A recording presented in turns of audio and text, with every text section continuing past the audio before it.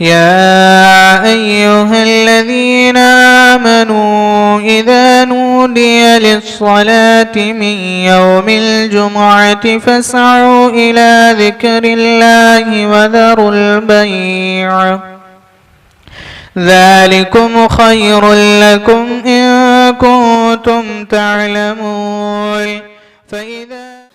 السلام عليكم ورحمة الله وبركاته. إن الحمد لله نحمده ونستعينه ونستغفره ونؤمن به ونتوكل عليه ونعوذ بالله من شرور أنفسنا ومن سيئات أعمالنا. من يهده الله فلا مضل له ومن يضلله فلا هادي له. أشهد أن لا إله إلا الله وأشهد أن محمدا عبده ورسوله. أما بعد، إن أصدق الحديث كتاب الله وأحسن الهدي هدي محمد وشر الأمور محدثاتها وكل محدثة بدعة وكل بدعة ضلالة وكل ضلالة في النار. قال أيضا: رب اشرح لي صدري ويسر لي أمري واحلل عقدة من لساني يفقه قولي. رب زدني علما رب زدني علما رب زدني علما. வார்த்தைகளில் சிறந்தது அகில உலகத்தையும் படைத்த ஏக இறைவனுடைய வார்த்தைகள் என்றும், வழிகாட்டுதலில் சிறந்த வழிகாட்டுதல் உத்தம தூதர் அண்ணல் நம் பெருமகனார் நபிகள் நாயகம் ஸல்லல்லாஹு அலைஹி வஸல்லம் அவர்கள் நமக்கு காட்டி தந்த வழிமுறைகள் என்றும், மார்க்கத்தின் பெயரால் எதெல்லாம் புதிதாக உருவாக்குகின்றார்களோ புதிதாக உருவாக்கக்கூடிய அனைத்தும் பித்அத் அனாச்சாரம் என்றும், அந்த அனாச்சாரங்கள் மனிதனை நரகில்தான் கொண்டு போய் சேர்க்கும் என்றும் நபி ஸல்லல்லாஹு அலைஹி வஸல்லம் அவர்கள் அவர்களுடைய ஒவ்வொரு உரையின் ஆரம்பத்திலும் ஆழப்பதிவு செய்தது. அன்பார்ந்த மாணவிகளே, சகோதரிகளே, இந்த உரையின் ஆரம்பத்திலும் ஆழப்பதிவு செய்ய நான் கடமைப்பட்டிருக்கின்றேன். ஒரு சிறந்த தலைமுறையை உருவாக்க வேண்டும் என்கின்ற ஒரு நோக்கத்திற்காக உங்களுக்கு தர்பியா வகுப்புகள் நிறைவு பெற்று கொண்டிருக்கின்றது. இப்படிப்பட்ட எவ்வளவோ தர்பியா வகுப்புகள் நடந்ததுல ஒவ்வொரு ஆலிமாக்களும் உங்களுக்கு ஒவ்வொரு தலைப்பின் கீழையும் தர்பியா வகுப்புகள் நடத்தியிருப்பாங்க. அப்படித்தானே? பெற்றோரை பேணுவோம், தஜ்ஜாலை பற்றி, உங்களுடைய நற்குணங்களை பற்றி நிறைய விஷயங்கள் நம்ம பாடமாக பார்த்திருப்போம். இந்த பாடங்கள் கற்றதுல கேட்பது மட்டும் இல்லாமல் நம்முடைய வாழ்க்கையில நம்ம செயல்படுத்திருக்கோமா? நம்ம இன்றைய தலைப்பு என்னவென்றால், கற்றதை வாழ்வியல் ஆக்குவோம். நம்ம படிச்சோம் இல்லையா பாடங்கள்? இவ்வளவு நாள் படிச்சோம், அப்படித்தானே? கணக்கு பார்த்தா எத்தனையோ வகுப்புகள் நம்மை கடந்து சென்று விட்டது. இந்த வகுப்புகளில் எல்லாம் நாம் கேட்ட விஷயங்கள், கேட்ட கல்வி, அந்த அறிவு முழுமையடைய வேண்டும் என்றால் நம்ம வாழ்க்கையில என்ன இருக்கணும்? அந்த வாழ்க்கையில நம்ம செயல்படுத்தக்கூடியவர்களாக இருக்கணும். இப்ப நான் ஒவ்வொருத்தங்கள்ட்டையும் கேட்டேன்னா யாராவது பதில் சொல்லுவீங்களா? என்னுடைய வாழ்க்கையில நான் இதை செயல்படுத்தினேன் சொல்லுவீங்களா? சொல்ல முடியாது, சொல்ல மாட்டாங்க, அப்படித்தானே?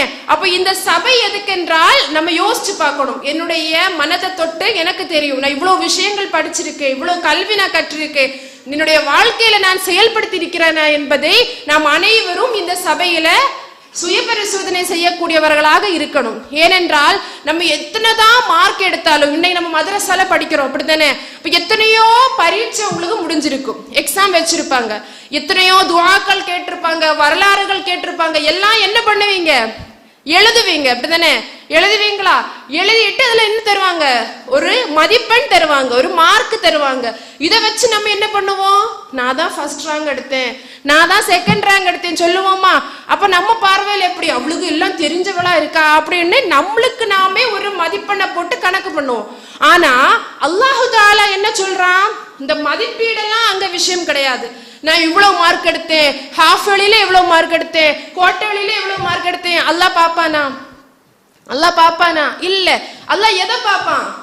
அவ படிச்சதை அவருடைய வாழ்க்கையில செயல்படுத்திய குழந்தையாக பிள்ளையாக இருந்தாளா அப்படிங்கிறத தான் அல்லாஹு தஆலா பார்க்கக்கூடியவராக இருப்பா.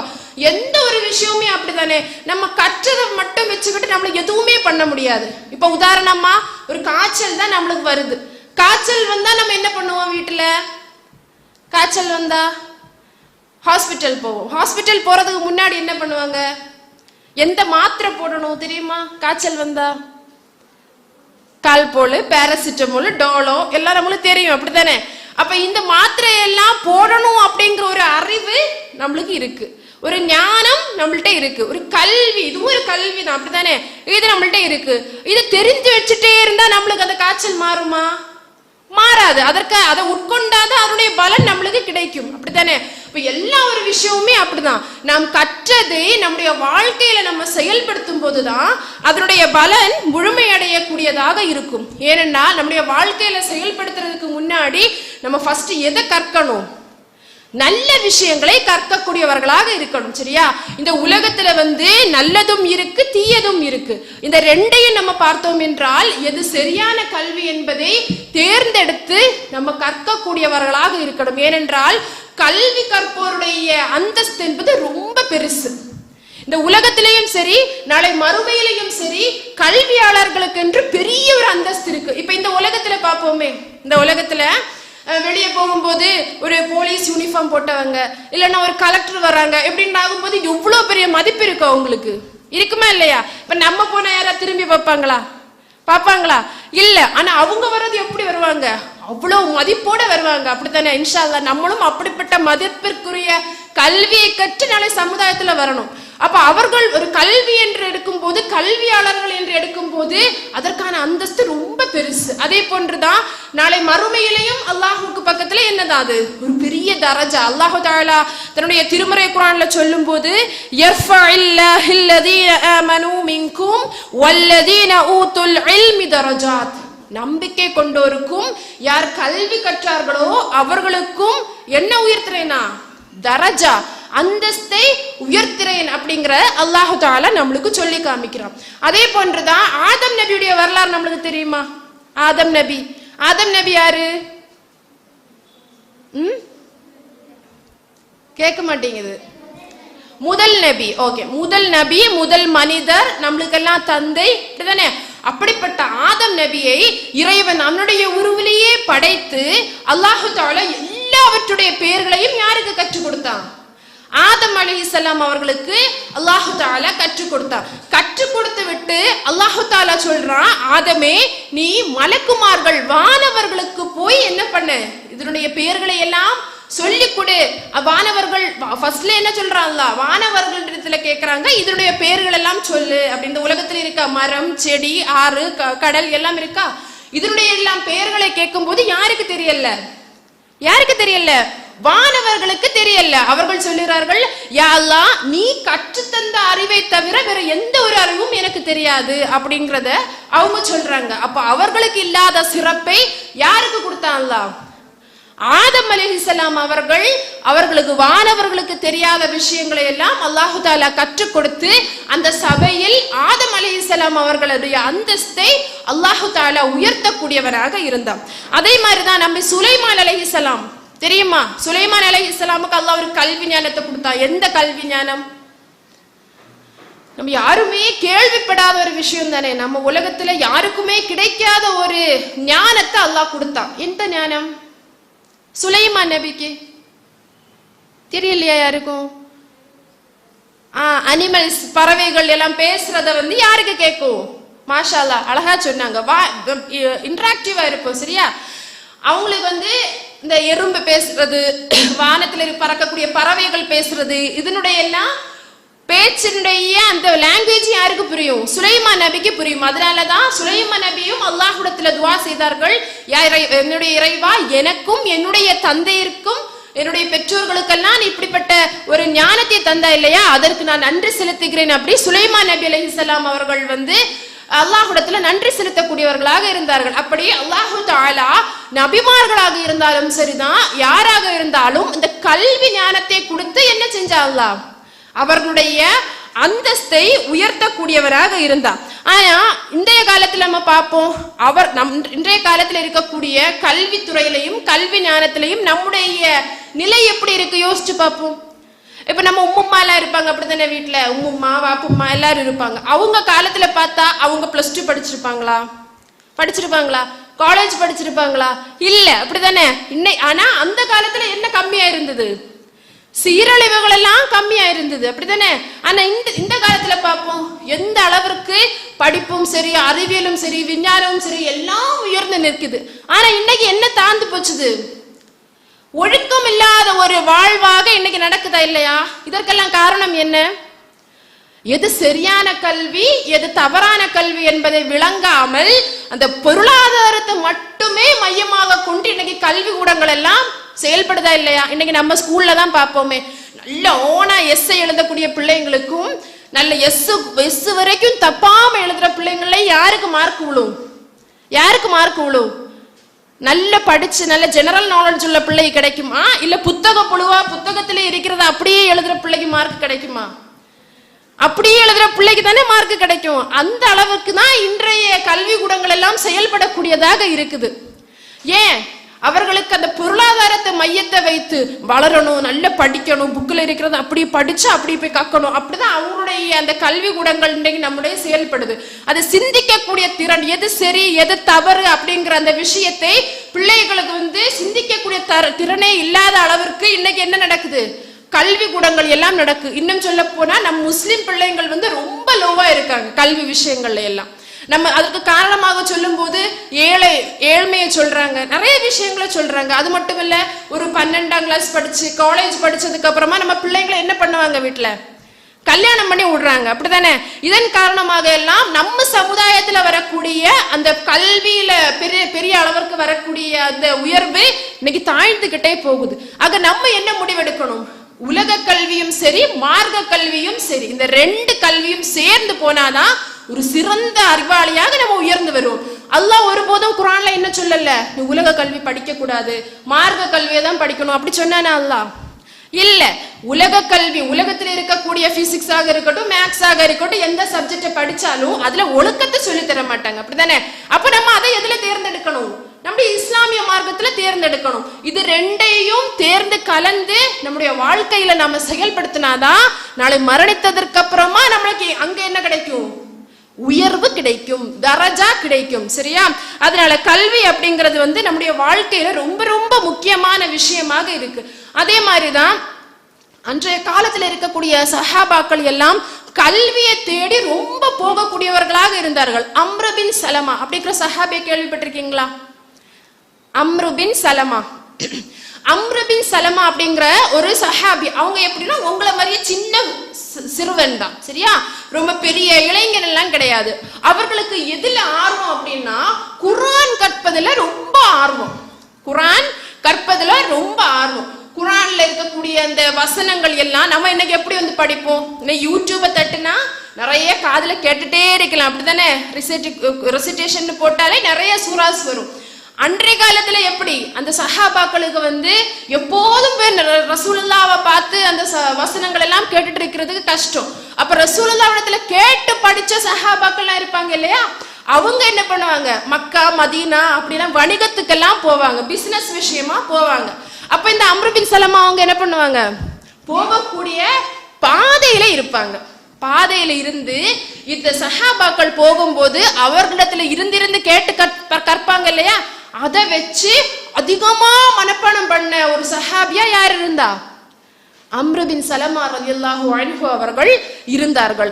பிற்காலத்துல கொஞ்ச நாட்கள் கழிஞ்சு இந்த எல்லாரையுமே தொலை வைக்கிறதுக்கான இமாம் தேடுறாங்க. இமாமுடைய அந்தஸ்து என்ன? மதரசால படிச்சீங்களா? தொலை வைக்கிறதுக்கு இமாம் நிக்கணும், அப்படித்தானே? அந்த இமாம் நிக்கணும் அப்படின்னா அவங்களுக்கு என்ன குவாலிட்டிஸ் இருக்கணும்?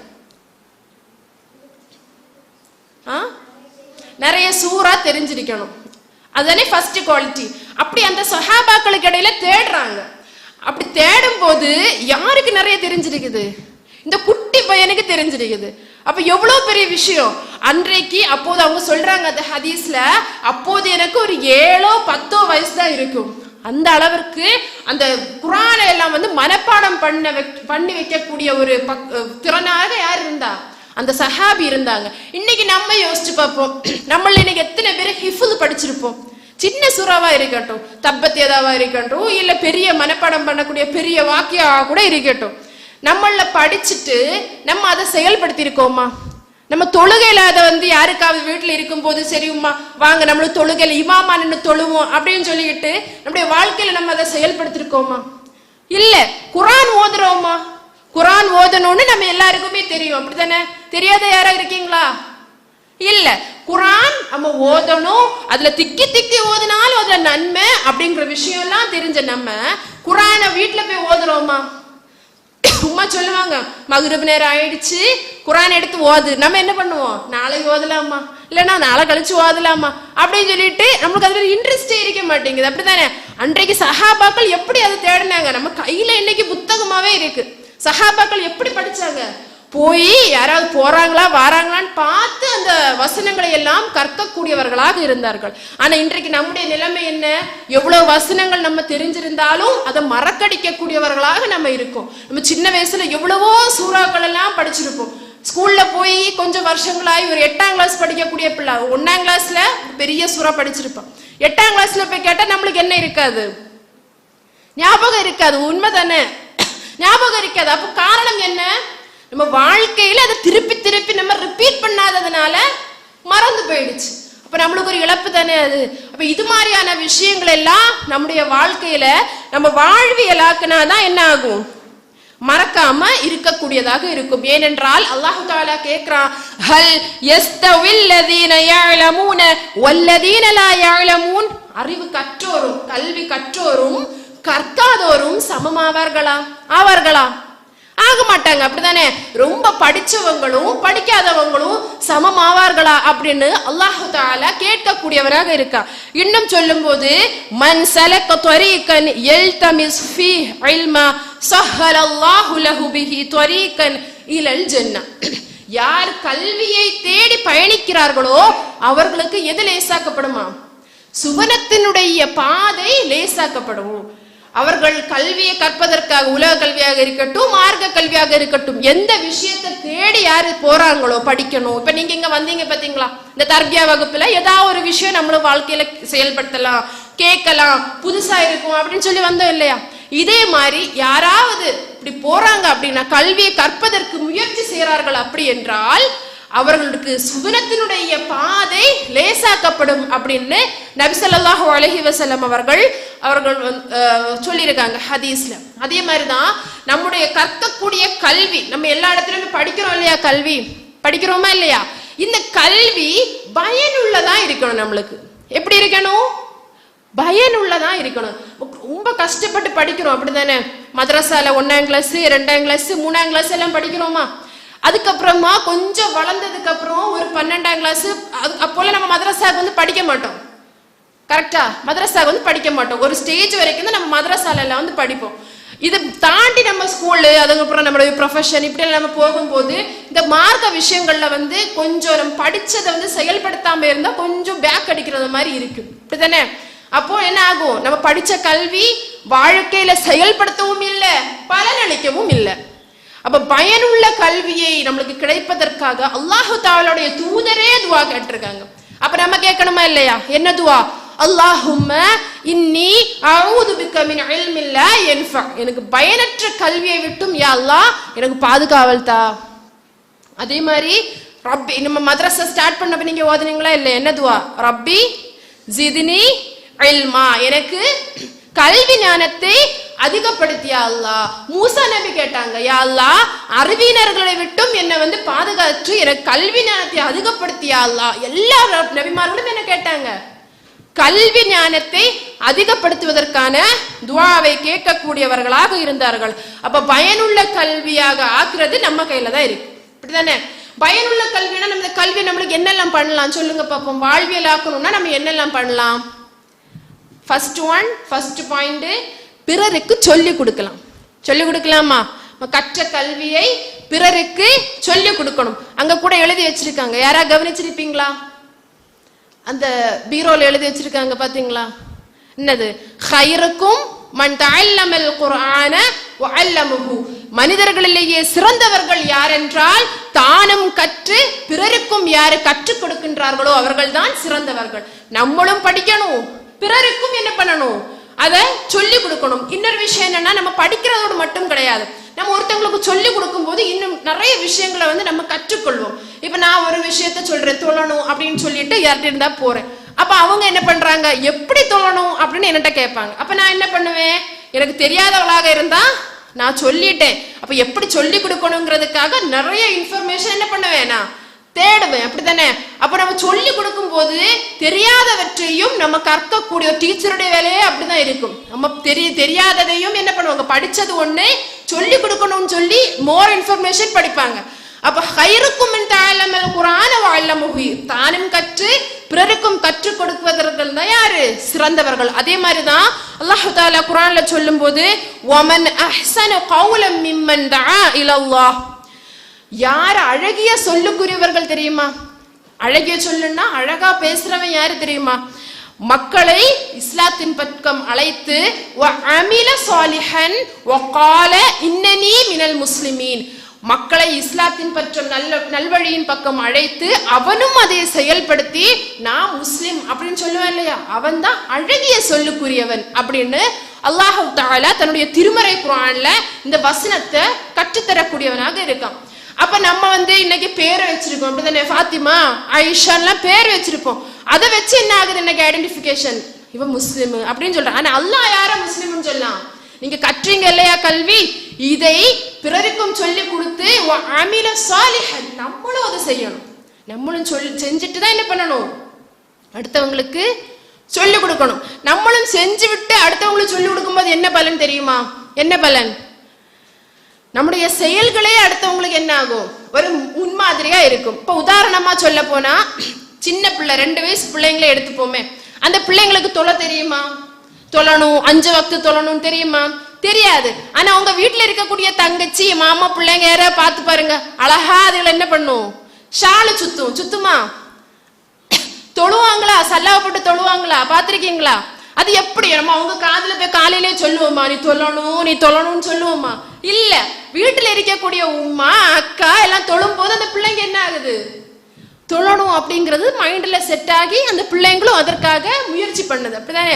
அப்போ ஒரு விஷயம் நம்ம சொல்றதை விட நம்ம செயல்ல அந்த விஷயம் இருந்ததுன்னா என்ன ஆகும், பிறருக்கும் பலனுள்ளதாக இருக்கும். நபிகள் நாயகம் ஸல்லல்லாஹு அலைஹி வஸல்லம் அவருடைய காலத்துல ஒரு மனிதன் சுமாமா அப்படிங்கிற ஒரு சஹாபி வந்து ரொம்ப தொல்லை கொடுக்கக்கூடியவராக இருந்தான். யாருக்கு?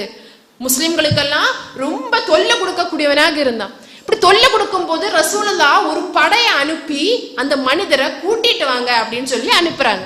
அப்போ ஒரு படை என்ன ஆகுது, சுமாமாவை தூக்கிட்டு வர்றதுக்கு போய் கைது பண்ணி அந்த சுமாமாவை என்ன பண்றாங்க, கொண்டு வந்து இங்க தூண்ல கெட்டி போடுறாங்க. அப்போது நபி ஸல்லல்லாஹு அலைஹி வஸல்லம் அவர்கள் வந்து அந்த சுமாமா அவர்களிடத்துல கேக்குறாங்க, என்ன விஷயம்ப்பா, என்ன காரியம் அப்படின்னு சொல்லிட்டு விசாரிக்கிறாங்க. அப்ப அந்த சுமாமா என்ன சொன்னான் தெரியுமா, இந்த உலகத்திலேயே உங்களுடைய முகத்தை தவிர வேற எந்த முகமும் எனக்கு வெறுப்புக்குரிய முகமாக இல்லை அப்படின்னு சொன்னாங்க. எப்படி இருக்கும் பாருங்க, ஒரு தூதரை பார்த்து அவங்க சொல்றாங்க. அதற்கு அப்புறமாக சொல்றாங்க, இந்த உலகத்திலேயே நான் வெறுக்கக்கூடிய நகரம் இந்த மதீனா நகரமே தவிர வேறு இல்லை அப்படின்ற அந்த விஷயத்த சொல்றாங்க. ரசூலுல்லாஹ் ஒண்ணுமே பேசல, போயிட்டாங்க. அப்புறம் என்ன ஆகுது, 2வது நாள் வந்து பேசுறாங்க, 3வது நாள் வந்து பேசுறாங்க, 4வது நாள் வந்து பேசுறாங்க. அப்போதெல்லாம் இதை சொல்லி விட்டு சொல்றாங்க, நீங்க என்ன அவுத்து விட்டீங்கன்னா நான் உங்களுக்கு லாஸ்ட் நாள் சொல்றாங்க, அவுத்து விட்டீங்கன்னா என்ன ஆகும், நான் நன்றி உள்ளவனா உங்களுக்கு இருப்பேன் அப்படின்ற விஷயத்த சுமாமா சொல்றாங்க. காரணம் என்ன, ரசூலுல்லாஹ்வுடைய அந்த நடவடிக்கைகளை அவங்களுடைய செயல்முறைகளை யாரு பார்த்தா, சுமாமா பார்த்தான். அப்படிதானே? பார்த்த போது ஆஹா நல்ல மனுஷன்தான், அப்ப இவங்களை நம்ம எதற்காக குறை சொன்னோம், எதற்காக இவரை வெறுக்கிறோம், இவர் வந்து நல்ல விஷயங்கள் தானே செய்யறாரு, இறைவனை வழிபடுறாரு இல்லையா, எல்லாரிடத்திலயும் நல்ல முறையில பழகுறாங்க. அப்ப என்ன ஆகுது, இந்த சுமாமா அந்த நேரத்துல இஸ்லாத்தை ஏற்கக்கூடியவர்களாக இருக்கிறார்கள். அப்ப கடைசியாக சுமாமா ரசூலுல்லாஹ்விடத்துல என்ன சொல்றாங்க தெரியுமா, இவ்வளவு நாள் நான் வெறுத்தேன் இல்லையா, இப்போது இந்த உலகத்தில் ரொம்ப நேசிக்கக்கூடிய முகமாக எனக்கு யார் இருக்கு, உங்களுடைய முகம் இருக்கு. இவ்வளவு நாள் இந்த உலகத்துல இந்த நகரத்தை நான் வெறுத்தேன் இல்லையா, இப்போ எனக்கு ரொம்ப நேசிக்கக்கூடிய நகரமாக எது இருக்கு, இந்த நகரம் இருக்கு அப்படிங்கிறத யார் சொல்றா, சுமாமா அப்படிங்கிற அந்த சஹாபி வந்து சொல்லி இஸ்லாத்தை தழுவக்கூடியவர்களாக இருக்கிறார்கள். அப்ப காரணம் என்ன, ரசூலுல்லாஹ்வுடைய அந்த செயல்பாட்டை யார் பார்த்தா, சுமாமா பார்த்து அவர்களிடத்துல ஒரு மாற்றம் ஏற்பட்டது. நம்முடைய வாழ்க்கையில நம்மளுக்கு மாற்றங்கள் ஏற்படுதா? யோசிச்சு பார்ப்போம். நம்ம உலகத்துல நம்ம இன்னைக்கு வாழுறோம், அப்படித்தானே? நம்ம எல்லாருக்குமே தெரியும், தௌஹீது கொள்கையை பற்றி தெரியும். அல்லாஹ்வை தவிர வேற யாரையும் வணங்க கூடாது அப்படிங்கிற தௌஹீது கலிமாவை நம்மளுக்கு தெரியும். ஆனா இன்னைக்கு நம்ம வீடுகள்ல என்ன நடக்கும்? பலவிதமான அனாச்சாரங்கள் எல்லாம் நடக்கும், அப்படித்தானே? நேச்சர் வைக்கிறது, பெரிய பிள்ளை ஆயிட்டா அதுக்கு ஃபங்க்ஷன் வைக்கிறது, அது ஓதுறது, மௌலூது ஓதுறது, இப்படி நிறைய விஷயங்கள் நம்ம வீடுகள்லையும் நடக்கக்கூடியதாக இருக்கலாம். நம்ம பெற்றோர்களாலேயோ உறவினர்களாலேயோ நடக்கக்கூடியதாக இருக்கலாம். இப்ப நம்மளுக்கு என்ன தெரியுது? அந்த கல்வி நம்மளுக்கு தெரிஞ்சிட்டுது, அப்படித்தானே? அல்லாஹ்வை தவிர்த்து யாரையும் நம்ம தொழக்கூடாது, வணங்கக்கூடாது, நேர்ச்சை செய்யக்கூடாதுங்கிற விஷயம் எல்லாம் நம்மளுக்கு தெரியுது. அன்றைய கால குறைஷிகளும் என்னதான் செஞ்சாங்க? அல்லாஹ்வை வணங்காதவர்களாக இருந்தாங்களா குறைஷிகள் தெரியுமா? யாரு? ரசூலுல்லாஹ்வுடைய காலத்துல மக்கால வாழ்ந்தாங்க இல்லையா? அந்த மனிதர்கள் அல்லாஹ்வை வணங்காதவங்களா இருந்தாங்களா? இல்ல. அவங்க அல்லாஹ்வை வணங்குவாங்க, கூட யாரையும் வணங்குவாங்க? இன்னைக்கு வணங்குறாங்க இல்லையா? அதே மாதிரி அல்லாஹ்வை வணங்குவாங்க, கூட அவங்களுக்கு முன்னாடி மரணிச்சிருப்பாங்க இல்லையா நல்லவர்கள், நபிமார்கள், அவங்களுடைய சிலைகளையும் செய்து வணங்கக்கூடியவர்களாக இருந்தார்கள். அதே மாதிரி இன்னைக்கும் அப்படி செய்யக்கூடிய நிறைய பேர்கள் இருக்கிறார்கள். நம்மளுக்கு அந்த கல்வி தெரியுமா இல்லையா? நம்ம வீடுகள்ல எத்தனை பேர் நம்ம அதை வாழ்வியல் ஆக்கி இருப்போம், சொல்லி இருப்போம். சொல்லி செய்யாமல் இருப்பது வேற. நம்ம எத்தனை பேர் அதற்கு மாற்றமா நம்ம பேசி இருப்போம்? யோசிச்சு பார்ப்போமே. படிச்ச கல்வியான பலன் தருதா? அதே மாதிரிதான் நம்ம ஸ்கூலுகள்ல படிக்கிறோம், ஒரு பிள்ளை போய் பேசுது, இல்ல நம்ம கண்ணுக்கு முன்னாடியே தெரியுது அநியாயமான விஷயம் நடக்குது, நம்ம அதை எதிர்த்து பேசியிருப்போமா? இல்ல. நம்ம பயந்து ஒதுங்கி இருக்கக்கூடியவங்களாக இருப்போம், அப்படித்தானே? இல்ல. உண்மை இருந்ததுன்னா எங்கேயும் யாரிடமும் போய் நம்ம என்ன பண்ணலாம்? பேசலாம். அதே மாதிரி ஒழுக்க முறைகளாக இருக்கட்டும். நம்ம வீடுகள்ல நிறைய ஆண்கள் வருவாங்க, நம்ம பெற்றோர்களுக்கு சொந்தக்காரங்க நிறைய பேர் வருவாங்க. அப்ப நம்முடைய ஒழுக்க முறைகள், நம்ம பேசுறது, நம்முடைய ஹிஜாப் முறைகள், அதெல்லாம் எப்படி இருக்கும்? நம்ம கற்றெடுக்குமா? அப்படிதானே? நம்ம வீட்டுல சொல்லுவாங்க, சின்ன பிள்ளை தானே, அவ நிக்கட்டும் அப்படின்னு சொல்லுவா. ஆனா பிறருடைய கண்ணுக்கு நம்ம சின்ன பிள்ளைங்களா இருப்போமா? நம்ம உம்மா அப்பாவுக்கு தான் நம்ம சின்ன பிள்ளைங்க, அப்படித்தானே? அப்ப நம்மளோட கற்றதை நம்ம ஹிஜாப் முறையாக இருக்கட்டும், பிறரிடத்துல பேசுவதாக இருக்கட்டும், குலைந்து பேசாமல் நல்ல நேர நிமிர்ந்து ஸ்டெடியான பேசக்கூடிய அழகான ஒழுக்கம் உள்ள பிள்ளைகளாக இருக்க வேண்டும் என்பது இஸ்லாம் கற்றுத்தந்து மதரசாக்கள்லையும் நம்ம நிறைய படிச்சிருப்போம். நம்முடைய வாழ்க்கையில நம்ம அதை செயல்படுத்தி இருக்கோமா? யோசிச்சு பார்ப்போம். செயல்படுத்தி இருக்கோமா? நம்மளாமே யோசிச்சாதான் தெரியும், அப்படித்தானே? அப்போ நம்ம கற்ற கல்வி பயனுள்ளதாக இருக்க வேண்டும் என்றால் நம்முடைய வாழ்க்கையில செயல்படுத்தி விட்டு பிறருக்கு சொல்லக்கூடியவர்களாக இருக்கணும். நீ செய்யாதவற்றை ஏன் நீ பிறருக்கு ஏவுகிறாய் அப்படின்னு சொல்லிட்டு அல்லாஹு தஆலா கேட்கிறான். அப்ப கற்ற கல்வியை நம்ம கற்கணும், பிறருக்கு சொல்லணும். அதுல பாயிண்ட் பண்ண வேண்டியது என்ன விஷயம்? நம்ம செய்யணும், சரியா? நம்ம செய்யணும். நம்ம சொல்லும் போது எந்த மாதிரி விஷயங்கள்லாம் நம்ம இடத்துல இருக்க கூடாது? மெயினா எது இருக்க கூடாது தெரியுமா? பெருமை இருக்க கூடாது. நம்மளுக்கு பெருமை இருக்குமா? நம்மளோட கொஞ்சம் கம்மி மார்க் எடுத்த பிள்ளைய பார்க்கும்போது, நான் சூப்பரா படிச்சேன், நான் தான் ஃபர்ஸ்ட் மார்க் எடுத்தேன் அப்படின்னு பெருமை இருக்குமா? பொறாமை இருக்கலாம், அப்படித்தானே? பொறாமைப்படக்கூடிய விஷயம் எது? ரெண்டு விஷயம் இருக்கு, தெரியுமா யாருக்காவது? பொறாமை கொள்றது. பொறாமை கொள்ளலாமா இஸ்லாத்துல? கொள்ளக்கூடாதா? கொள்ளலாம். எதுக்கு கொள்ளலாம்? எதுக்கு நம்ம பொறாமை பண்ணலாம்?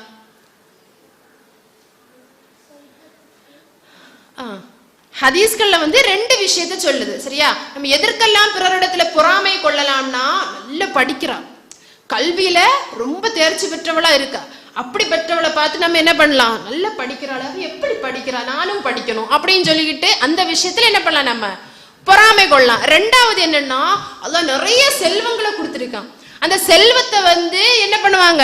தான தர்மங்கள், ஏழைகளுக்கு பள்ளிவாசல் கட்டுறதுக்கெல்லாம் கொடுப்பாங்க. அப்போ நம்மளுக்கு என்ன ஆகும்? பார்த்துட்டு நிறைய வச்சிருக்கான், கொடுக்குறான் பாரு எல்லாருக்கும் அப்படின்னு சொல்லிட்டு நம்மளுக்கு அதுல ஒரு ஏக்கம் வரும், அப்படித்தானே? இப்படி இந்த விஷயங்களுக்காக என்ன பண்ணலாம்? பொறாமை கொள்ளலாம். அப்ப கல்வி விஷயங்கள்லயும் என்ன பண்ணலாம்? நம்ம பொறாமை கொண்டு, ஏன்னா நாம அதை தூக்கக்கூடிய ஒரு விஷயம், அப்படித்தானே? நம்முடைய தரஜாவை நம்மளே உயர்த்துவோம் அதை பார்த்துக்கிட்டு. ஆனா சொல்லி கொடுக்கும் போது நம்மளுக்கு எது இருக்க கூடாது? பெருமை இருக்க கூடாது. ஒரு வரலாறு சொல்லவா? போரடிக்காம இருக்கும். மூசா நபி தெரியுமா எல்லாருக்கும்? மூசா நபியுடைய காலத்துல மூசா நபிக்கு அல்லாஹ் தஆலா என்ன வேதத்தை கொடுத்தான்? தௌராத், மாஷா அல்லாஹ், தௌராத் வேதத்தை அல்லாஹ் கொடுத்தா. தௌராத் வேதத்தை கொடுத்து இவங்க எல்லா இடத்துலயும் பிரச்சாரம் பண்றாங்க. அல்லாஹ்வை வணங்கணும் அப்படிங்கிற அந்த தௌஹீது கொள்கையும் தௌராத் வேதத்துல இருக்கக்கூடிய சட்டங்களை எல்லாம் பிரச்சாரம் பண்ணும்போது அந்த கூட்டத்தில் இருக்கக்கூடிய ஒரு மனிதர் என்ன பண்றாங்கன்னா மூசா நபியுடைய அந்த அறிவையும் அந்த ஆற்றலையும் பார்த்து ரொம்ப ஆச்சரியப்படுறாங்க. ஆச்சரியப்பட்டு விட்டு மூசா நபியிட போய் சொல்றாங்க, நல்ல அறிவாதான் இருக்கீங்க, ரொம்ப உங்களுடைய அறிவாளி இந்த உலகத்துல வேற யாரா இருக்காங்களா அப்படின்னு சொல்லிக்கிட்டு பேசுறாங்க. இப்ப சப்போஸ் நம்ம இடத்துல யாரா வந்து அப்படி பேசுறாங்க, நம்ம என்ன பண்ணுவோம்? நம்ம என்ன நினைப்போம்? கிளாஸ்ல 36 ஸ்டூடெண்ட்ஸ் இருக்காங்க, இதுல நம்மளுக்கு மட்டும் மேக்ஸுக்கு 100 கிடைக்குது. அப்ப மேம் சொல்றாங்க, கிளாஸ்ல சூப்பரா நீ படிச்சிருக்கியப்பா, எப்படிதான் படிச்ச நீ அப்படின்னு கேட்கும்போது அந்த இடத்துல சின்ன பெருமை வருமா வராதா? வருமா? மனிதனுடைய இயல்பு வரும். எல்லாருக்கும் முன்னாடியே நிறுத்தி கிளாப் பண்ண வச்சா இன்னும் பெருமை, அப்படித்தானே? அப்ப அதே இயல்பு தான் யாருக்கு வந்துருச்சு? மூசா நபிக்கும் வந்துட்டு. மூசா நபி என்ன நினைக்கிறாங்க, நான் தான் இந்த உலகத்திலே ரொம்ப அறிவாளியா இருப்பேனோ, அல்லாஹ் எனக்கு வஹீயின் மூலமாக ஞானத்தையும் அறிவையும் எல்லாம் தந்திருக்கான், நான் தான் ரொம்ப அறிவாளியா இருப்பேன் போலேங்கிற ஒரு விஷயம் அவங்களுடைய மனதுல வந்துருச்சு. வந்த உடனேயே அல்லாஹு தஆலா கட்டளையிடுறான், மூசாவே பெருமை யாருக்குரியது? எனக்குரியது. ஒரு பாடம் படிச்சு கொடுக்கணும் அப்படிங்கிறதுக்காக அல்லாஹு தஆலா என்ன பண்றான், மூசா நபியை ஒரு மனிதரை சந்திக்க வைக்கிறான். அல்லாஹு தஆலா சொல்றான், உன்னை விட கல்வியாற்றல் உள்ள அறிவுள்ள ஒரு மனிதன் இருக்கிறார் அப்படின்னு சொல்றாங்க. அப்ப மூசா நபிக்கு வந்து ஒரு ஆர்வம், அது யாரு? எந்த மனிதர்? அது எந்த மனிதரை நம்ம பார்க்கணுமே, யா அல்லாஹ் அது எந்த மனிதர் எனக்கு பார்க்கணும், அவரிடத்துல இருந்து எனக்கு தெரியாத விஷயங்களை எல்லாம் நான் கற்றுக்கொள்ளணும் அப்படிங்கிறதுக்காக அல்லாஹு தஆலா இடத்துல கேட்கிறாங்க. அப்ப அல்லாஹ் என்ன சொல்றான், நீ 2 கடல்கள் சந்திக்கும் இடத்தில் அவரை பார்ப்பாய். 2 கடல்கள் சந்திக்கும் இடத்துல நீ அவரை பார்ப்பாய், நீ அதனால நீ பயணத்தை மேற்கொள்ளு. அப்ப அந்த மூசா நபி கேக்குறாங்க, 2 கடலும் சந்திக்கக்கூடிய இடம் எது யா அல்லாஹ்? அப்ப அல்லாஹு தஆலா சொல்றான், நீ போ, நீ பயணத்தை ஸ்டார்ட் பண்ணு. அந்த 2 கடலும் சந்திக்கும் இல்லையா, அந்த இடத்துல ஒரு முஜிஸா, ஒரு அற்புதத்தை நான் காட்டுவேன். அப்ப அதுதான் அந்த இடம் ஒண்ணு என்ன பண்ணலாம், நீ பிக்ஸ் பண்ணிக்கிடலாம் அப்படிங்கிற மாதிரி அல்லாஹு தஆலா மூசா நபி இடத்துல சொல்றாங்க. இந்த மூசா நபி என்ன பண்றாங்க, ஆர்வம் ரொம்ப வந்துடுச்சு, என்னை விட அறிவாளி இருக்கு, எனக்கு தெரியாத நிறைய விஷயங்கள் தெரியக்கூடிய ஏதோ ஒரு மனிதர் இருக்கார், நமக்கு போய் பார்ப்போம் அப்படிங்கிறதுக்காக ஒரு மனிதரையும் கூட கூட்டிக்கிட்டு போறார். நம்ம என்ன பண்ணுவோம், எங்கேயா தெரியாத ஊருக்கு போகணும்னா யார கூட்டுவோம்? ஃப்ரெண்டை கூப்பிடுவோமா? ஒண்ணுமே வேண்டாம், ஒரு கிளாஸ்ல இருந்து இன்னொரு கிளாஸுக்கு புக் வாங்க சொல்லுவாங்க, புக்ஸ் வாங்கிட்டு வரது சொல்லுவாங்க. நம்ம என்ன பண்ணுவோம், எனக்கு பயமா இருக்குது, நீயும் வாங்கி ஃப்ரெண்டை கூட்டிட்டு போவோம், அப்படித்தானே? இதே மாதிரி மூசா நபி என்ன பண்றாங்க, தெரியாத ஒரு ஊருக்கு போறாங்க, அவர்களுக்கு ஒரு உதவியாளர், ஒரு பணியாளர், ஒரு நண்பன் இருக்கிறான், அவரையும் கூட்டிட்டு நீ என் கூட வருவியா அப்படிங்கிற மாதிரி கேட்கிறாங்க. அப்போது அந்த மனிதர் திருப்பி கேட்கிறாங்க, எங்க போகணும், யார பார்க்கணும் சொல்லு. அப்போது மூசா நபி சொல்றாங்க, எனக்கும் தெரியாது, எங்க போகணுங்கிற விஷயம் எனக்கும் தெரியாது, நீ வா எங்க கூட, எத்தனை நாள் ஆகுங்கிறதும் எனக்கு தெரியாது. 2 பேருமா என்ன பண்றாங்க, பயணத்துக்கு போறாங்க. பயணம் செய்து போய் என்ன ஆகுதுன்னா ரொம்ப களைப்பாகுது, ரொம்ப டயர்ட் ஆகுது. எல்லாருக்கும் டயர்ட் ஆகும், அப்படித்தானே? ரொம்ப டிராவல் பண்ணா டயர்ட் ஆகுது. டயர்ட் ஆன உடனேயே இங்க 2 பேரும் என்ன பண்றாங்க, ஒரு இடத்துல ரெஸ்ட் எடுக்கிறாங்க. ரெஸ்ட் எடுத்த உடனேயே ஒருத்தங்க அந்த உதவியாளர் இருக்காங்க இல்லையா, அவங்களுக்கு கொஞ்சம் முழிப்பு வருது. முழிப்பு வந்து பார்த்தா இவங்க வந்து சாப்பிடுறதுக்காக வச்சிருந்த ஒரு மீன் இருந்தது.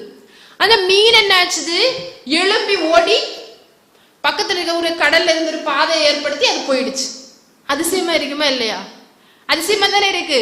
இப்போ உயிர் இல்லாத அந்த மைக் வந்து எழும்பி இப்படி கடப்படம் பண்ணா நம்ம பார்ப்போமா இல்லையா? அதே மாதிரி அந்த மீனை வந்து உயிர் பெற்று அந்த இடத்துல இருந்து போயிடுச்சு.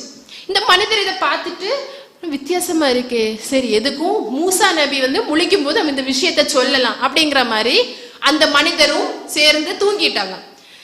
இவங்க 2 பேருக்குமே முழிப்பு வந்து 2 பேருமே பயணத்தை அடுத்தும் போறாங்க. அப்போது யாருக்கு இந்த விஷயம் மறந்துடுச்சு, இந்த உதவியாளருக்கு மூசா நபியோட சொல்லணும்னு நினைச்சு வச்சிருந்தாங்கல்ல, அது வந்து மறந்து போயிட்டது. மறந்து போய் கொஞ்ச தூரம் போனதுக்கு அப்புறமா மூசா நபி சொல்லுகிறாங்க, அல்லாஹ் வரலாறு அழகா சொல்லுவான். இந்த வரலாறு சூரத்துல் கஹஃப் 18வது அத்தியாயத்துல இந்த வரலாறு இருக்கும். சரியா? போய் பார்க்கணும் இன்ஷா அல்லாஹ். சரியா? அப்போ இவங்க வந்து என்ன பண்றாங்க, 2 பேரும் பயணம் மேற்கொண்டு மூசா நபி சொல்றாங்க, காலை உணவை நீ எடு, காலை உணவு ரொம்ப பசிக்குது, காலை உணவை நமக்கு சாப்பிடலாம், நம்ம மீன் சமைச்சு கொண்டு வந்ததெல்லாம் எடு. அப்போதுதான் யாருக்கு ஞாபகம் வருது?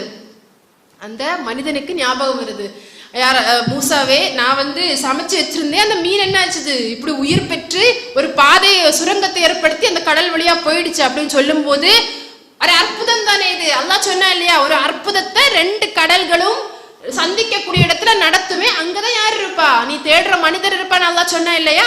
அப்போதுதான் மூசா நபிக்கு ஞாபகம் வருது.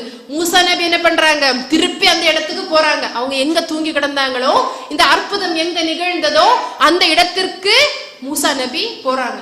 போய் பார்த்தா அங்க யாரு பாக்குறாங்க, ஒரு மனிதரை பாக்குறாங்க. அவருடைய பேர் ஹதீஸ்கள்ல ஹிலர் அப்படிங்கறத சொல்றாங்க. என்ன பேரு? ஹிலர் அலைஹிஸ்ஸலாம் அப்படிங்கறத சொல்றாங்க, ஒரு நல்ல மனிதர் அப்படின்னு சொல்றாங்க. இந்த ஹிலர் அவர்களை பார்த்ததுமே மூசா நபி சொல்றாங்க, எனக்கு தெரியாத விஷயங்கள் எல்லாம் நீங்க கற்றுக்கொண்டிருக்கீங்களா, அது என்ன என்ன விஷயம்ன்றது எனக்கு சொல்லி தருவீங்களா?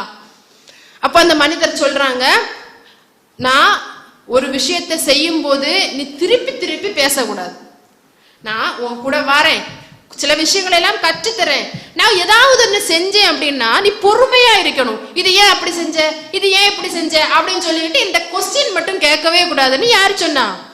ஹிலர் அவர்கள் சொன்னாங்க. சரி, ஓகே, நம்ம கேட்க மாட்டேன் அப்படின்னு சொல்லிட்டு 2 பேருமா 3 பேருமா பயணம் போறாங்க. பயணம் போகும்போது ஒரு கப்பல்ல ஏறி போறாங்க. கப்பல்ல ஏறி போகும்போது அந்த கப்பல்ல இந்த ஹிலர் அலைஹிஸ்ஸலாம் என்ன பண்றாங்கன்னா ஒரு ஓட்டை போடுறாங்க. என்ன பண்றாங்க? ஒரு ஓட்டை போடுறாங்க. ஒரு ஓட்டை போட்ட உடனே நம்மளும் வாய் சும்மா இருக்குமா? நம்ம மூசா நபி என்ன சொன்னாங்க, சும்மா இருக்கக்கூடிய கப்பல்ல நீ எதுக்கு போய் ஓட்டை போட்ட, இது அடுத்தவங்களை டிஸ்டர்ப் பண்ற மாதிரி தானே, வேற யாராவது வருவாங்க, தண்ணி ஏறும், மூழ்குவாங்க, எல்லாம் கஷ்டம் தானே அப்படிங்கிற அந்த விஷயத்த சொல்லும் போது ஹிலர் அலைஹிஸ்ஸலாம் சொன்னாங்க, என்ன சொல்லி கூட்டிட்டு வந்தேன், என்ன சொல்லி கூட்டிட்டு வந்தேன், பேசக்கூடாது, ஏதாவது இன்னும் கேட்க கூடாதுன்னு சொன்னேனா?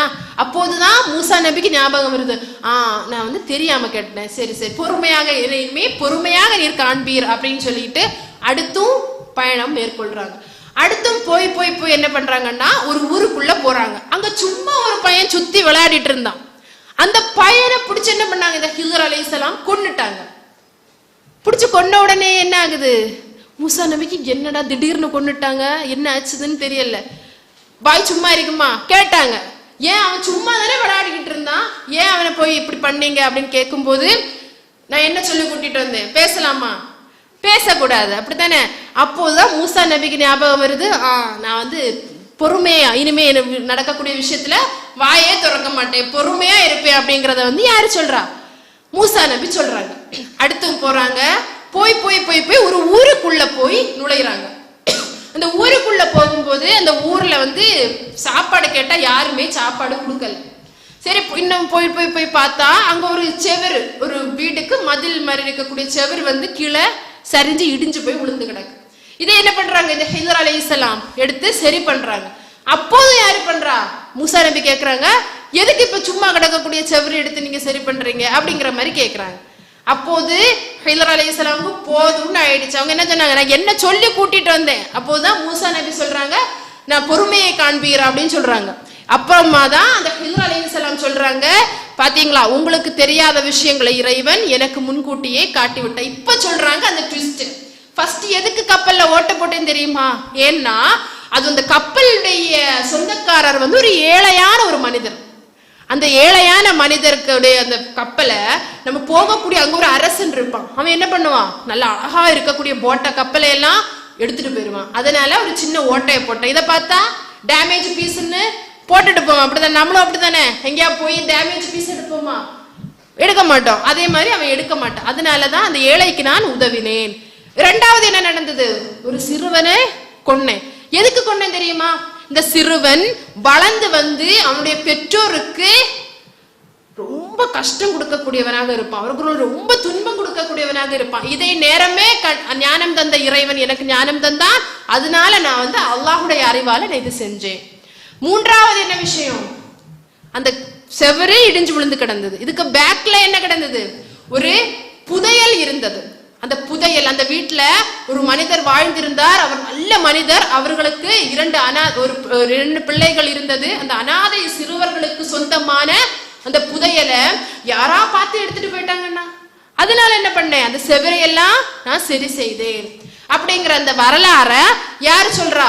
அல்லாஹு தஆலா நம்மளுக்கு குர்ஆன்ல சொல்லி தரான். இந்த ஹிதர் அலைஹிஸ்ஸலாம் இதெல்லாம் சொல்லிவிட்டு லாஸ்ட்ல சொல்றாங்க, இதெல்லாம் அல்லாஹ்வுடைய அறிவால நான் செய்த விஷயங்கள். அப்போதுதான் மூசா நபிக்கு தெரியுது, நம்மளுக்கு தெரியாத பல விஷயங்களும் அறியக்கூடிய நிறைய மனிதர்கள் உலகத்துல என்ன பண்றாங்க, இருக்கதான் செய்யறாங்க. அப்படித்தானே? நம்மளும் அப்படித்தானே? எந்த விஷயத்திலையும் என்ன பண்ணக்கூடாது, பெருமை அடிக்க கூடாது. மூசா நபிக்கு பாடம் புகட்டுறது மாதிரி அல்லாஹு தஆலா என்ன பண்ணுவான், நம்மளுக்கு பாடம் புகட்டிடுவான். அதனால பெருமை அப்படிங்கிற ஒரு விஷயம் பிறருக்கு நம்ம கற்றுக் கொடுக்கும் போது என்ன பண்ணக்கூடாது, இருக்கவே கூடாது. யாருடைய மனதில் அணு அளவு தற்பெருமை இருக்கின்றதோ அவர்கள் சுவனத்தில் நுழைய மாட்டார்கள். அப்ப நம்ம கல்வியை கற்கணும், பிறருக்கு சொல்லி கொடுக்கணும், நம்முடைய வாழ்க்கையில நம்ம செயல்படுத்தணும். வேற என்ன பண்ணக்கூடாது, சொல்லி கொடுக்கும் போது பெருமை அடிக்க கூடாது. சரியா? ஏனென்றால் இந்த உலகத்தில் இருக்கக்கூடிய நிறைய விஷயங்கள் நம்ம தெரிஞ்சிருந்தாலும் நம்மளுக்கு என்ன ஆகுது, பல சந்தர்ப்பங்கள்னாலையும் நம்ம அதை மறந்து போயிடுது. ஆனா அல்லாஹு தஆலா சொல்றான், ஒரு நம்பிக்கை கொண்டவர்களுக்கு அல்லாஹ்வுடைய வசனங்கள் அவங்க கேள்விப்பட்டாங்கன்னா அவங்க எப்படி இருப்பார்களாம், அவருடைய உடல்கள் எல்லாம் சிலிர்க்கும். அவர்களுடைய உடல்கள் எல்லாம் சிலிர்த்து அவருடைய உடல்களும் அவர்களுடைய உள்ளங்களும் அல்லாஹ்வை நினைவு கூறக்கூடியவர்களாக இருக்கும். நம்முடைய உள்ளம் அப்படி இருக்குமா? இருந்திருக்குதா? யோசிச்சு பாருங்க. நம்ம எத்தனையோ வசனங்கள் கேட்டோம், அப்படித்தானே? நம்மளுக்கு யாருக்காவது நம்முடைய உடல்கள் சிலிர்த்திருக்குதா? அல்லாஹ்வை நினைக்கணும், நம்ம உறுதி எடுத்துருப்போமா, இன்னைக்கு நம்ம இப்படி பயான்லாம் கேட்டோம், சரி வீட்டுல போயிட்டு நம்ம இப்படி பண்ணணும் அப்படிங்கிற மாதிரி ஒரு ஸ்பிரிச்சுவல் நம்மள வந்திருக்குதா? வந்ததுன்னா அல்ஹம்துலில்லாஹ். அப்போ உங்களிடத்துல என்ன இருக்கு, இறையச்சம் இருக்கு. சரியா? அப்போ இன்ஷா அல்லாஹ் நம் கற்ற கல்வியை என்ன பண்ணணும், நம்முடைய வாழ்க்கையில வாழ்வியலாக்கணும். ஏனென்றால் அல்லாஹ் தஆலா ஒரு வசனத்துல சொல்றான், லவ் அன்ஸல ஹாதல் குர்ஆன அலல் ஜபல், ஜபல் ஜபல்னா மலை, மவுண்டைன், அந்த மலைக்கு மேல அல்லாஹ்வுடைய வசனங்கள் இறக்கப்பட்டது அப்படின்றால் லரஐதஹு ஹஷியன் முஸத்தன் மின் ஹஷி அல்லாஹ், அல்லாஹ்வுடைய அந்த பயத்தால அச்சத்தால அந்த மலையே என்ன ஆகுமா, ரொம்ப சுக்கு நூறா பொடிஞ்சு போயிடும். அந்த அளவுக்கு அந்த மலைக்கு ஏதாவது உயிர் இருக்கா, தன்மை உணரக்கூடிய தன்மை இருக்கா? எதுவுமே இல்லை. ஆனா அல்லாஹு தஆலா சொல்றான், அப்படி ஜடமாக இருக்கக்கூடிய அந்த மலைக்கே அப்படி அது பொடியுதுன்னா, உயிரோட அறிவாற்றலை தந்த, ஞானத்தை தந்த, கல்வியை தந்த இந்த மனிதர்களுக்கு எத்தனையோ வசனங்கள் நான் குர்ஆன்ல கொடுத்திருக்கேன் இல்லையா? உங்களுடைய வாழ்க்கையில நீங்க செயல்படுத்தலைன்னா நம்ம யார மாதிரி? அல்லாஹ் சொல்றான், அப்படிப்பட்ட மனிதர்கள் கழுதைகளை போன்று, பொது சுமக்கும் கழுதைகளை போன்று அப்படின்னு சொல்லிட்டு அல்லாஹு தஆலா குர்ஆன்ல சொல்லக்கூடியவனாக இருக்கான். பனு இஸ்ரவேலர்களை தெரியுமா? மூசா நபியுடைய சமுதாயம். அவர்கள் என்ன பண்ணாங்க, அல்லாஹ்விடத்துல அல்லாஹ் தஆலா என்ன பண்ணா, ஒரு தூர் அப்படிங்கிற மலைய அவங்க மேல ஒய்த்து நிறுத்தினான், மேகம் மாறி நிழலிட செய்தான். மேகம் மாறி நிழலிட செய்துட்டு அல்லாஹ் சொல்றான், என்ன மட்டும் தான் நீங்க வணங்கணும். அப்ப என்ன சொன்னாங்க அவங்க, ஓகே அல்லாஹ் நான் உங்களை மட்டும்தான் வணங்குவேன்னு சொல்லிவிட்டு அதுக்கப்புறமா என்ன பண்ணாங்க, அல்லாஹ் சொல்றான் சூரத்துல் பக்ரால, நபத ஃபரீகம் மினல்லதீன ஊதுல் கிதாபல்லாஹ் வராஅ லுஹூரிஹிம், முதுகுக்கு பின்னால தட்டிட்டு போவாங்கல்ல, அதே மாதிரி அல்லாஹ்வுடைய வசனங்களை எல்லாம் தூக்கி எறிஞ்சிட்டு யார் போனா, அந்த மனிதர்கள் போனார்கள். அதே மாதிரி என்ன ஆகக்கூடாது, நம்ம ஆகக்கூடாது. பொது சுமக்கும் கழுதைகளை போல என்ன ஆகக்கூடாது. கழுதையுடைய தன்மை என்ன, அதுக்கு ஒண்ணுமே தெரியாது, அப்படித்தானே? அதுக்கு தோல்ல என்னதான் லோட ஏத்திட்டு போனாலும் அது நல்ல மூட்டையா கெட்ட மூட்டையா அதுக்கு தெரியுமா? கழுதைக்கு தெரியுமா? தெரியாது. அதே மாதிரிதான் நம்ம என்ன பண்றோம், அழகான பரிசுத்தமான ஒரு குர்ஆனை சுமந்துட்டு நடக்கிறோம். அதப்படி நடக்கல அப்படின்னா நம்மளும் யாருதான், பொது சுமக்கக்கூடிய கழுதைகள் மாதிரிதான். ஆக நம்முடைய வாழ்க்கையில நம்ம எந்ததான் விஷயங்கள் படிச்சாலும், சின்ன விஷயமாக இருந்தாலும் அதை நம்முடைய வாழ்க்கையில நம்ம செயல்படுத்தணும், பிறருக்கு சொல்லி கொடுக்கணும். அப்படிப்பட்ட பக்குவதையை யாருக்கு உண்டாக்கணும், நம்மளுக்கு நாமே செய்யணும். அப்பதான் என்ன ஆகும், நம்மளுக்கு தரஜா கிடைக்கும். செய்வோமா? கற்றதை இந்த காதுல கேட்டுட்டு இந்த காதுல விடாம என்ன பண்ணணும், நம்முடைய வாழ்க்கையில செயல்படுத்தக்கூடியவர்களாக இருக்கணும். அப்போதுதான் என்ன நடக்கும், கபர்ல விசாரணை நடக்குமா? எல்லாருமே மரணித்ததற்கு அப்புறமா கபர்ல வானவர்கள் விசாரணை செய்வாங்க. மன் ரப்புக்க மன் தீனுக்க கேட்பாங்களா? அப்போ இப்ப நம்மளுக்கு சொல்ல தெரியுமா, மன் ரப்புக்க அப்படின்னு கேட்டா யார சொல்லுவோம், அல்லாஹ். மண் தீனுக்க அப்படின்னு கேட்டா, மாதீனுக்க அப்படின்னு கேட்டா, மார்க்கம் எது, இஸ்லாம் எல்லாம் நம்மளும் இப்ப சொல்ல தெரியுது. ஆனா அன்னைக்கு என்ன ஆகக்கூடாது, அன்னைக்கு இந்த உலகத்துல அதை செயல்படுத்தல பாத்தீங்களா, அவங்களுக்கு நாக்கு எழும்பவே செய்யாது சொல்றதுக்கு. அப்போ இந்த வானவர்கள் பிடரியில ஒரு பெரிய சம்மட்டி எடுத்து அடிச்சுட்டு, உலகத்துல உனக்கு இதெல்லாம் சொல்லி தரதுக்கு யாருமே வரலையா அப்படிங்கிற மாதிரி ஒரு கேள்வியை கேட்டுருவாங்க. வந்தாங்களா இல்லையா? நபிகளார வந்தாங்க, அப்படித்தானே? அழகான சட்ட திட்டங்களோட நம்முடைய இஸ்லாமிய மார்க்கத்தை நம்மளுக்கு கற்று தந்தாங்க. ஆனா இதெல்லாம் நீ மறந்து விட்டு, எல்லாம் புறக்கணித்து விட்டு நீ வாழ்ந்தாயே, நாளை மறுமையில போனா அங்க எப்படி எழுப்பப்படுவாங்க? குர்ஆனை புறக்கணித்தவங்க குருடர்களாக எழுப்பப்படுவாங்க, கண்ணு காணாதவர்களாக. என்ன ஆகும்? இந்த உலகத்துல நீ கண்ணு காணாம நடந்த இல்லையா? அப்ப உலகத்துல கண்ணு காணாம, குர்ஆனை பார்க்காம, நிறைய சட்ட திட்டங்கள் தெரிந்தும் செயல்படாம நடந்தா இல்லையா, நாளை மறுமையிலையும் இறைவன் அவர்களை எப்படி எழுப்புவான்? குருடர்களாக எழுப்பக்கூடிய ஒரு நிலைமைகள் அந்த மனிதர்களுக்கு ஏற்படும். ஆக நாம் கற்ற விஷயங்களை நம்முடைய வாழ்க்கையில் நாம் செயல்படுத்தினோம் என்றால், இம்மையிலையும் சரி நாளை மறுமையிலையும் சரி, ஒரு சிறந்த சமுதாயமாக, சிறந்த அந்தஸ்து மிக்க ஒரு கல்வியாளர்களாக, கல்வி விஷயங்களை, கல்வித்துறைகள் எல்லாம் நம்ம என்ன பண்ணணும்? இன்ஷா அல்லாஹ் நல்லா படிக்கணும். சரியா? படிச்சு நல்ல நாளை சமுதாயத்துல இன்னைக்கு இங்க இருக்கும் போது நீங்க எல்லாரும் யாரு? ஸ்டூடெண்ட்ஸ். நாளைக்கு என்ன ஆகும்? நாளைக்கு பேரண்ட்ஸ் ஆவீங்க, பெரிய பெரிய உத்தியோகத்துல எல்லாம் வரக்கூடிய பிள்ளைங்க நீங்க, அப்படித்தானே? அப்படி ஆகும்போது நல்லா படிக்கணும். இன்ஷா அல்லாஹ் கல்வி கற்போருக்கு எப்போதுமே எங்கேயுமே என்ன இருக்கு? ஒரு மதிப்பு இருக்கதான் செய்யுது. ஆக நம் கற்ற கல்வியை நம்முடைய வாழ்க்கையில் செயல்படுத்துவோம் என்கின்ற உறுதியோடு இன்ஷா அல்லாஹ் இந்த வகுப்பை நாம் நிறைவு செய்கின்றோம். வஆஹிரு தஅவானா அல்ஹம்துலில்லாஹி ரப்பில் ஆலமீன். அஸ்ஸலாமு அலைக்கும் வரஹ்மத்துல்லாஹி வபரகாத்துஹு.